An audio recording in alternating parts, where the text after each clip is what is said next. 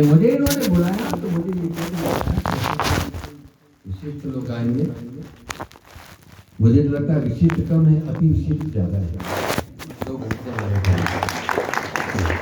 अनेक स्थानों से आएंगे। ये सच है कि मैं 10वीं तक जैसी वैसी के सब हिंदी पढ़ा था, बाद में कॉलेज में तो टोटल इंग्लिश हो गया था। और हिंदी कैसी पढ़ा था वो इन्होंने खोल के मैं ही खोल देता हूँ, क्या जब खुल गई तो पूरी खोल देता। अभी घर में पढ़ा होगा कहीं हार्डवेयर। बोर्ड का सर्टिफिकेट जो आया तो मुझे लोगों ने बताया, उसमें लिखा हुआ है नीचे पास बाय ग्रेस इन हिंदी। 10वीं तक ये हाल थे, लेकिन घर में भी विशुद्ध अनपढ़ मेरी मातुश्री सैकड़ों भजन गाती रहती थी। जब देखो काम करते हैं उसके तो गुनगुनाहट चलती रहती थी। मारवाड़ी के भजन, गुजराती के भजन, और मुझे अभी भी बहुत आश्चर्य हो रहा है कि वो विशुद्ध अनपढ़ थी, लेकिन संस्कृत के भी भजन बोलती थी। मैं कॉलेज से लौट गया, मैंने उनको कहा, माँ को हम बाई बोलते थे, कई शब्द चलते हैं अलग अलग। आज का जमाना थोड़ा बदल गया है, और तो मम्मा टम्मार पता नहीं क्या क्या हो गया। और अपने मेरे घर में पवित्र गंगा की साहित्य न चली तो ये कहीं के कहीं ले जाएंगे हमको, और कहीं का नहीं रखेंगे। मैंने बहुत प्रेम से कहा माँ को, भाई तेरी डायरी कटे। वो डायरी बेटा क्या करना है, इतने सारे भजन हैं, मेरे को तेरे भजन अच्छे लगते हैं, मैं भी सीखूंगा। मैं कॉलेज से आया था। उसने हंस के कहा कि तेरे को मालूम नहीं क्या, मैं तो अनपढ़ हूं, मेरे को कक्का ही नहीं आता है, अक्षर लिखना आता ही नहीं। तो डायरी कैसे, क्या मतलब डायरी का? तो मैंने कहा लिखा नहीं तो याद कैसे किया? कि बेटा लिखना आवश्यक नहीं है, थारी कॉलेज स्कूल थून जाने। समझ में भी नहीं बोली थी, मारवाड़ी बोल गया, हिंदी नहीं। समझ में आ गई क्या? आगे। और इन्हें प्रेम से बैठे हो तो आपको सब कुछ समझ में आएगा, मैं जो नहीं बोलूंगा वो भी समझ में आएगा। आत्मा से। और असल में ये धाराएं इसलिए भारत में विकसित हुई है, अंतर मन से, पवित्र मन से जीवन की सार्थकता, जीवन का आनंद, जीवन की कर्मठता, जीवन की डेवलपमेंट, ये कैसे अच्छे से अच्छा करें, उसमें से ये धारा विकसित हुई है। दुनिया में कहीं नहीं हुई, भारत की धरती पर हुई है। कहलाने को अनपढ़ कहलाते होंगे, लेकिन कितने प्रकार की धाराओं में कैसी चीजें रखते हैं, द्वैत, अद्वैत, सगुण, निर्गुण, समस्त प्रकार की बातें। और ऐसा नहीं है आंखें मीच के भगवान को माना हो, बहुत थपेड़े मार करके माना है। यहाँ काय का भगवान और कैसा भगवान, और खाओ पियो मस्त रहो, काय का पुनर्जन्म, ऐसा भी कहने वाले यहाँ ऋषि हुए हैं, जिसको आज वाम मार्ग बोलते हैं, हम वामपंथ बोलते हैं। हमारे साहित्य मिलेगा वो वाम मार्ग। सब प्रकार के अनुभवों में से। और इसीलिए आज भी देश के समस्त ग्रामीण अंचलों में जहां प्रसन्न मन से दिन भर की मजदूरी करने वाले व्यक्ति भी बिल्कुल भजनों में मस्त होता है। एक बार मैंने पूछा है, वो सबसे गजब का गान गायक था, वो मस्त होकर गा रहा था। मैंने कितना पढ़ा लिखा है कि मैं तो दूजी पढ़ हूं, दूसरी कक्षा। तो घर कैसे चलता है? घर शानदार चलता है, भगवान की कृपा है। क्या काम करता है? तो ये मकान बनाने का काम, उसका वो कारीगर था। मैंने कहा दिन में तो हार्ड वर्किंग होगा। कि हार्ड वर्किंग तो करनी पड़े, घर कमाई करनी है तो हार्ड वर्किंग करनी पड़ती है।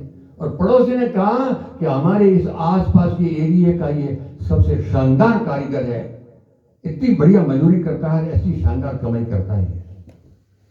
मैंने कहा दिन भर थकता नहीं क्या? थकता हूं। और रात को तू भजन कब कितने दिन में एक बार करता है? कि मैं तो रोज ही करता है।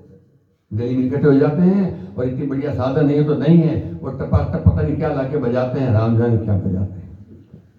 अभी भी गाँव में इतनी छोटी सी टक टक टक टक वो बजती रहती है, बस होके गाते हैं। मैंने कहा दिन भर मजदूरी, रात को 2-2, 4-4, 5-5 घंटे रोज भजन, तो दिन में थकान नहीं आती। वो मुझे कह रहे, अरे बाबा जी आप डैडी वाले बाबा हो, इसमें कभी थकान आती है? वो अपनी बोली में बोला, उसको मैं हिंदीकरण करके बोल रहा हूँ, नहीं तो समझेंगे नहीं। मैं हिंदीकरण कर रहा हूँ उसका। वो बहुत सरल सी भाषा में बोला क्या था, जब मस्त होकर के गाते हैं और एक धुन बजती है तो एक प्रभु के पास ऐसी ताकत आती है कि सवेरे पूरी ताजगी के साथ फिर से डट जाते हैं। तो कईयों को समझ में नहीं आएगा, लेकिन अभ्यास नहीं करते तो नहीं आता है। यही एकमात्र विधा है जो भारत की धरती पर पारिवारिक अनेक प्रकार के उतार चढ़ाव आते हैं, तब समाज में भी उतार चढ़ाव कई बार आते हैं। यहां आप रह रहे हो दिन भर से, शायद चर्चा आई होगी, नहीं तो यहाँ के स्थानीय लोगों से पूछ लेना। इस मंदिर की कथा भी, ये भक्ति का मार्ग कितना बिल्कुल प्रभावित से आज अन्य को प्रेरित करता होगा। कितने कष्ट में से यहाँ पर ये माता जी आप पधारे हैं, कैसे वो दिन थे। पूरे देश में कोई हमारी गलतियां वही होंगी। ज्ञानी भी थे, विज्ञानी भी थे, आर्थिक दृष्टि से बहुत संपन्न थे, लेकिन कोई तो भी गलती ऐसी हुई कि बेदर्दी से बर्बाद हुए। बड़े बड़े मंदिर तोड़ दिए गए, हमारे संसाधन तोड़ दिए गए, हमारे गुरुकुलों की आग लग गई। फिर भी ये विश्व की धरती का अनूठा देश इस सरल सी सामान्य लोगों की धुनों में से चलने वाली भक्ति गंगा के कारण से ऐसी ताकत प्राप्त करता रहा कि कभी नहीं दबा, कभी नहीं झुका, कभी नहीं रुका, कभी नहीं रुकेगा। इंद्र वर्ल्ड मान रहा है, वर्ल्ड पूरा। नहीं तो अमेरिका की कोई मजबूरी नहीं है। अमेरिका क्रिश्चियंस का देश है, उनके संविधान में लिखा है कि हम बाइबल से चलेंगे, उनकी मर्जी, जैसे चाहे जैसे चलो, हमको क्या तकलीफ। तो भी 10 साल पहले white house and Rashtrapati Bhavan, इससे बड़ा इंपॉर्टेंट अमेरिका में और कौन सा प्लेस है? कोई नहीं है।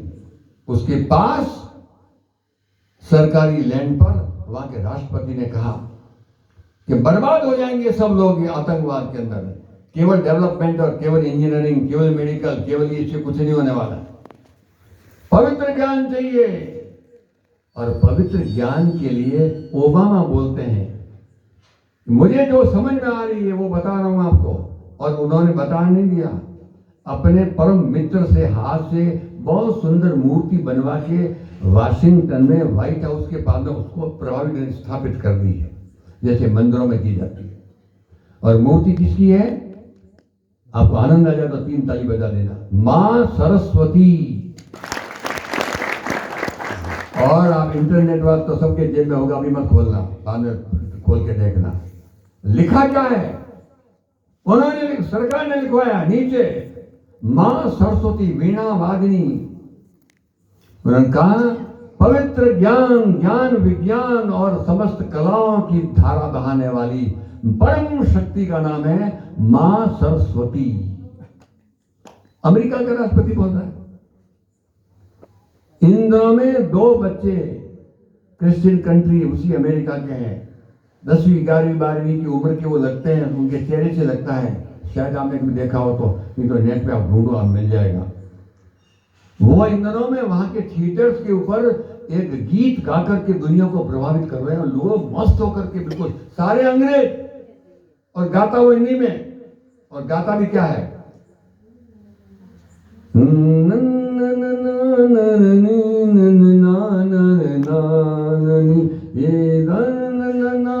आया ध्यान में? आया नहीं है? रामानंद सागर के सीरियल में है वो, लव कुश गा रहे हैं। लव कुश ने भी राम की आंखें खोल दी, उसको कहते हैं संगीत और धाराएं। सारी बिल्कुल नवद नगरी को हिला दिया। और क्रिश्चियंस के 2 बच्चे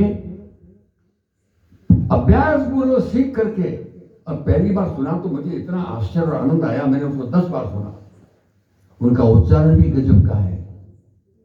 अंग्रेजों के बच्चे हैं, हम तो भारत के, तो भी हमारे लफड़ा हो जाता है कि अब आजकल क्या करें। वो आई मीन हो गई, अरे माँ निकल गया गलती से, आई मीन मदर, अरे वाह माँ जैसे कोई बकवास है। वो अंग्रेजों के बच्चे हैं और गीत ये गा रहे हैं, हम कथा सुनाते हैं। रामानंद सागर के सीरियल की कथा उन्होंने कैसे सीखी और इतना मस्त होके गा रहे हैं।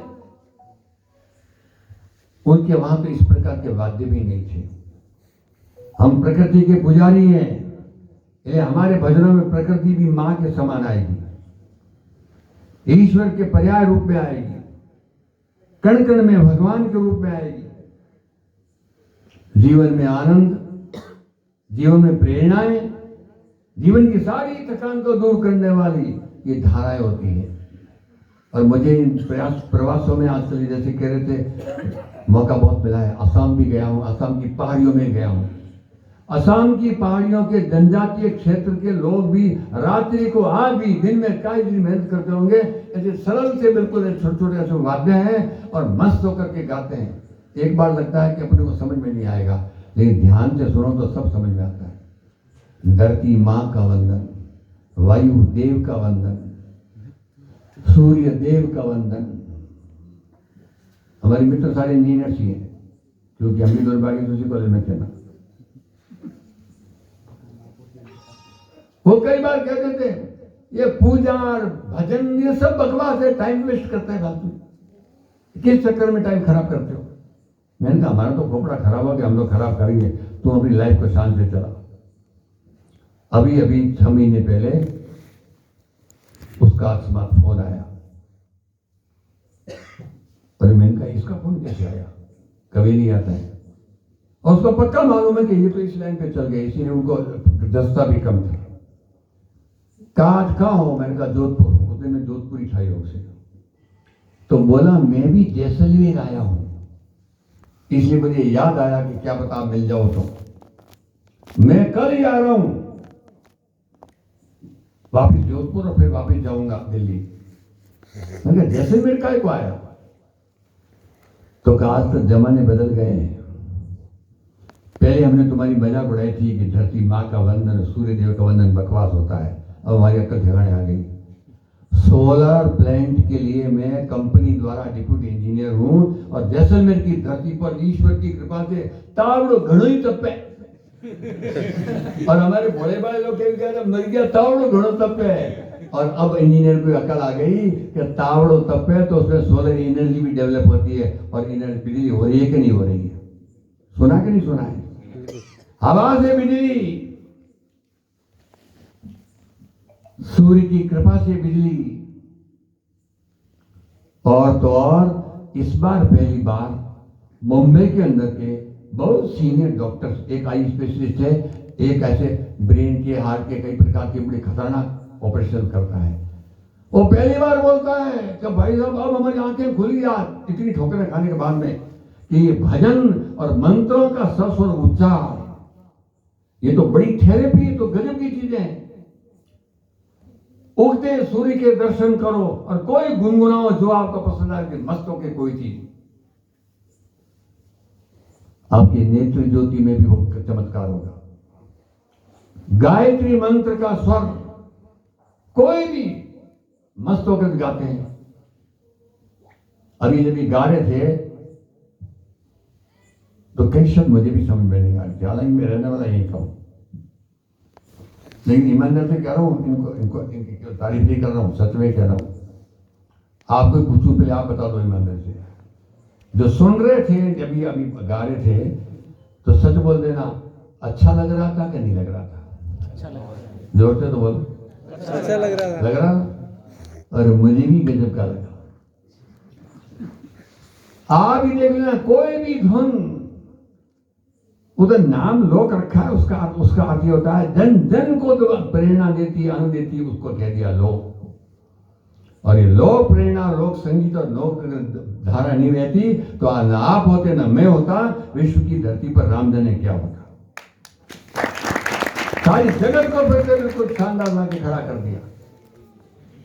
और इसीलिए आज से 20 साल पहले जिस रशिया में पार्लियामेंट के अंदर ये रेजोल्यूशन पास होने वाला था कि गीता जैसा ग्रंथ, गीता का गान प्रतिबंधित कर दो। ये तो बेकार ग्रंथ है, दुनिया में अराजकता फैलाएगा। कृष्ण बार बार बोलता है मार मार मार मार, ये मारामारी सिखाता है, ये तो बेकार का ग्रंथ है। ये हुआ था, लेकिन अंत में वहीं के लोग खुल करके बोले कि गीता गा के तो देखो, गीता में झूम के तो देखो। और गीता समझ में नहीं आए तो कोई चिंता नहीं, हर क्षेत्र में सरल सरल भाषाओं में आज की तारीख में यूरोपियन कंट्रीज में कम से कम 18 कंट्रीज है जिनके अंदर वहाँ के जो ग्रामीण लोग गाते हैं, कुछ न कुछ वो भी गाते हैं तो धुनें भारत की वो मारवाड़ की लगती है। अभी रिकॉर्ड करके लोग लाए हैं यार, यहाँ के भी वही उनके भी वो शब्द बदल गए। हमने कभी पितृ कहा था, वो घूमते घूमते फादर हो गया। हमने जिसको मातृशक्ति कहा था, वो घूमते घूमते बिगड़ बिगड़ हो गया मदर हो गया। और क्या है, 18 कंट्रीज है तो स्वीकार कर रहे हैं कि धुनें भारत की धरती से हमने सीखी है, भारत की धुनें सीखी है। अरे गजब, सच में इसके अंदर बड़ी भारी ताकत है। और इसीलिए आज की तारीख में आप जैसे प्रबुद्ध जन जब इस विषय में रिसर्च करने के लिए आगे बढ़े तो मेरे को इसी खुशी हुई और उससे आपके अभिनंदन के लिए आया था। और इन्होंने मुझे फंसा दिया, वो अलग बात है। मैं आया हूं आपके अभिनंदन के लिए, बोलो मंजूर है कि नहीं है? मेरी ओर से आपका अभिनंदन करूं तो स्वीकार है कि नहीं? स्वीकार है। बोल ही नहीं रहे। अरे करो नहीं करो बात की बात है, हाँ तो बोलो। और मस्त होकर के एक बार भजनों के विभिन्न प्रकारों में से एक सैंपल शुरू करता हूं, लेकिन मैं कलाकार हूं नहीं, वो पहले कह देता हूं। मेरे 10वीं में वो ग्रेस में पास हुआ था, दोनों भी बजे नहीं आती है। आप सारा देना पूरा और गुनगुनाना शुरू कर दो। कंठ भगवान ने कैसा भी दिया, चिंता मत करो, अंतर मन में आनंद आएगा। ईश्वर की सत्ता स्वीकार करो कि मत करो, प्रकृति का अभिनंदन करो कि मत करो, दुनिया के थपेड़ों में अपने पर्सनल लाइफ को तो सुखी रखना सबको है कि नहीं है। और थपेड़े कभी बंद नहीं होंगे, चैलेंजेस कभी बंद नहीं होंगे। और इसीलिए ऐसे गीत सरलतम भिन्न प्रकार से अपनी अपनी भाषा में सभी देश के विभिन्न प्रांतों में मिलते हैं। इन्होंने पोल तो खोली थी, आदि अदरी खोली, आदि से अपने क्या है, रोज हिलोरे आते हैं। आप जैसे मस्त लोग मिलते हैं तो फिर आज आपको नया गीत बन जाए तो मेरी गलती तो नहीं है ना, नहीं है ना, तो वही मैं सुना लूं फिर, लेकिन बोलेंगे सब पीछे पीछे। जीवन में सुख दुख का